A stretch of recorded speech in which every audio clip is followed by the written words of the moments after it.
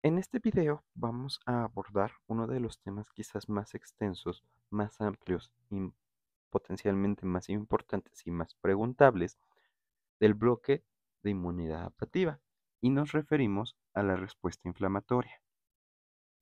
Respuesta inflamatoria, que sería el tema que empezaremos a partir de este video. En algunas otras bibliografías o en algunos otros libros lo pueden encontrar con una sola palabra que se conoce como inflamación.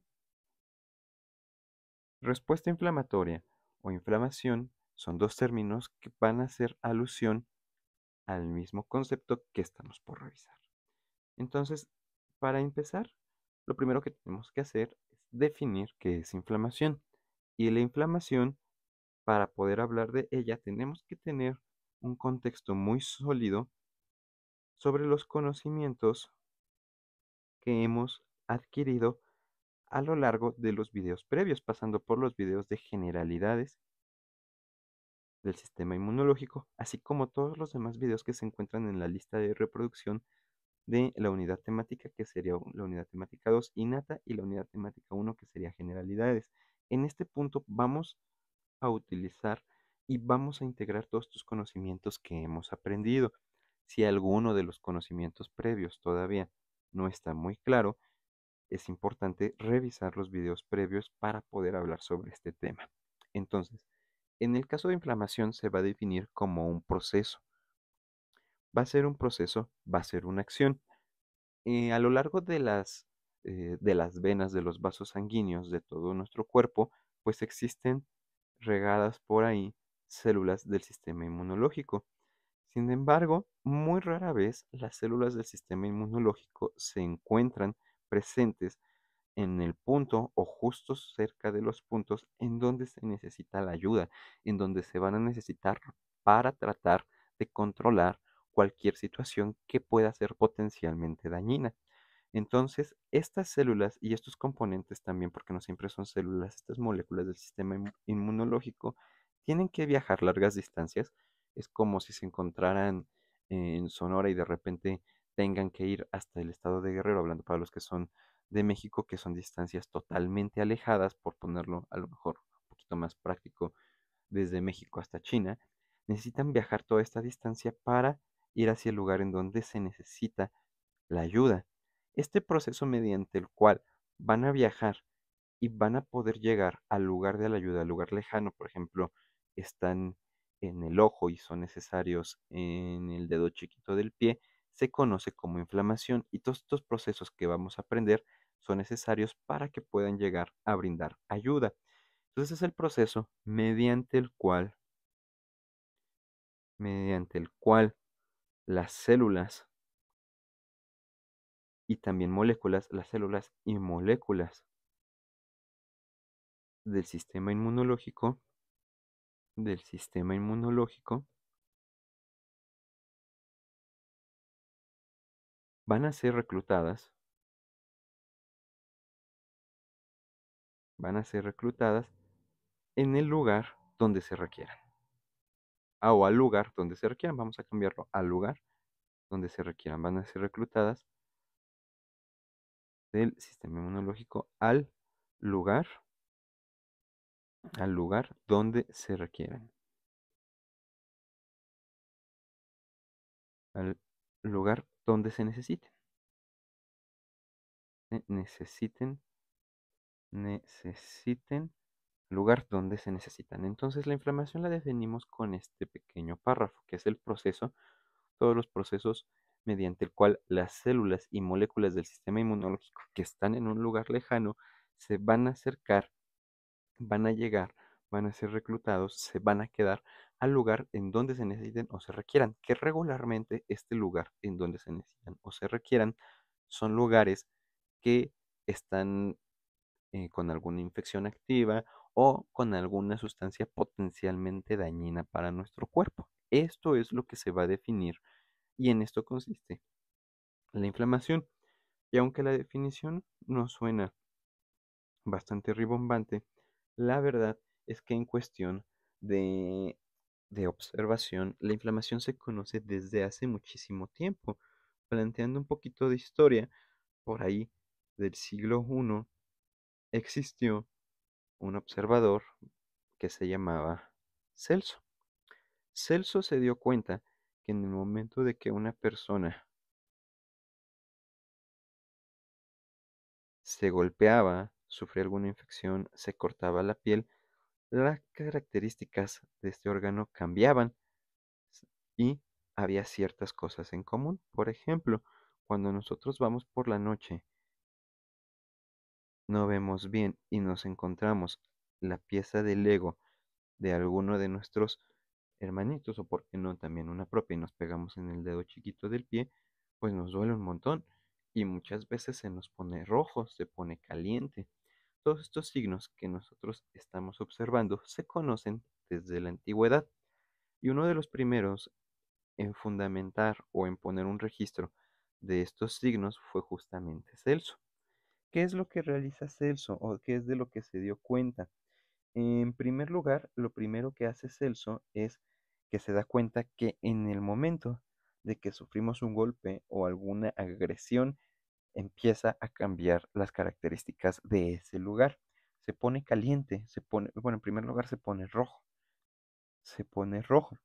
que el término médico para nosotros poder decir que este lugar se pone rojo es rubor. Entonces le da el nombre de rubor porque se pone rojo. Además, se pone caliente, podemos decir entonces que aumenta la temperatura, al menos en el lugar en el que nos golpeamos, y ese nombre recibe, o ese término recibe el nombre de hipertermia, calor o hipertermia. Además de eso, como que se hincha, aumenta de tamaño, ustedes lo están viendo aquí, aumenta de tamaño, se hincha, se vuelve más grande, y eso, el término médico se conoce, o ese aumento se conoce como tumor, y el término médico nosotros lo vamos a llamar como edema, porque aumenta de tamaño, como que se hincha, a eso se refiere. Y finalmente duele, y duele muchísimo, dolor. Entonces, Celso describe los primeros 4 puntos importantes o los primeros 4 signos de la inflamación. Cualquier punto de inflamación va a tener, se va a ver rojo, además se va a estar más caliente, va a estar hinchado, va a tener edema y va a doler. Que estos serían nuestros 4 puntos cardinales o nuestros 4 datos cardinales de la inflamación, descritos por primera vez en Celso. Pregunta que les pueden hacer muchísimo a lo largo de sus evaluaciones. Sin embargo, por ahí del siglo II viene otro observador que se conoce como Galeno. Y Galeno, al menos es lo que dicen los libros de, de inmunología básica, describe el quinto dato cardinal de la inflamación. Si ya teníamos rubor porque se puso rojo, hipertermia porque está caliente, edema porque aumentó, se hinchó de tamaño, y dolor porque pues, obviamente esto nos duele, y es lo que le pasa a nuestro dedo chiquito del pie cuando nos golpeamos con el ego, se pone rojo, se pone caliente, se hincha y duele. El siguiente punto que dejamos de hacer bien es caminar. Ya no caminamos bien porque nos duele, inclusive hasta podemos llegar a cojear, y como estamos cojeando, ya no funciona igual ese órgano. Y es el último signo o el número 5, el dato clínico número 5 de la inflamación, que es pérdida de la función agregada en el siglo II por Galeno, pérdida de la función. Estos 5 que nosotros tenemos aquí serían nuestros principales 5 pilares o 5 datos cardinales de la inflamación. Rubor, hipertermia, edema, dolor y pérdida de la función serían nuestros 5 datos característicos que tenemos que tener muy en cuenta en el momento que estemos hablando de inflamación.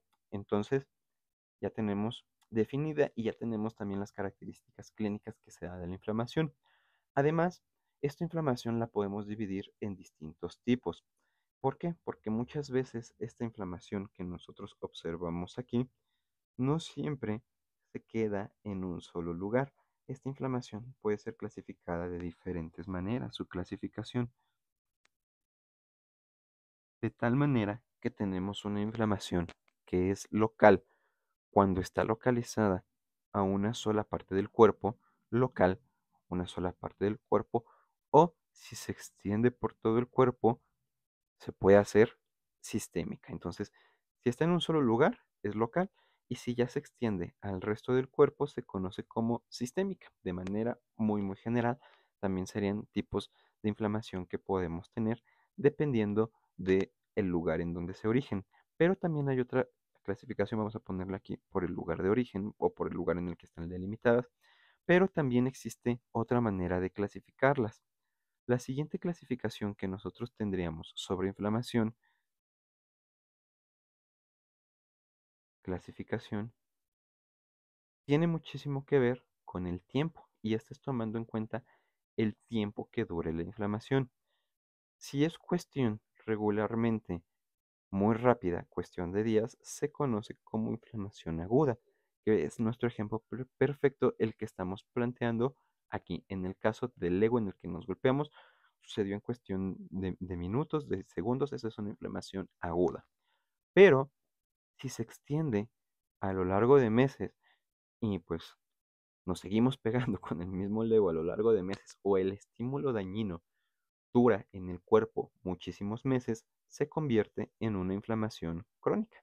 Crónica regularmente estamos hablando de que tiene que durar meses, y aguda regularmente estamos hablando de que dura días. Para poner un punto de corte, porque de hecho si ustedes leen al menos las últimas bibliografías en español, como lo puede ser el Cubi, el Abas, no les menciona un punto de corte. Para poder mencionar un punto de corte de manera muy general para una inflamación aguda, estaríamos diciendo que de manera general tienen que ser menos de 14 días. Ya cuando dura 14 días, prácticamente ya estamos en el borde de la crónica. Y la que dura más de 14 días, estaríamos hablando de una inflamación crónica. No está muy bien definido, pero es un punto de corte un poco aceptado, sobre todo cuando es la primera vez que se activaría la respuesta inmunitativa, y cobrará un poco mejor sentido cuando abordemos los videos de inmunidad adaptativa. Pero estas serían nuestras principales dos diferencias entre la clasificación de la inflamación aguda y la inflamación crónica. De esta manera tendremos al menos la introducción hacia la inflamación. ¿Cómo es que le hace el sistema inmunológico para generar estos 5 datos cardinales de la inflamación? Pues es lo que tendremos que aprender en los videos que siguen.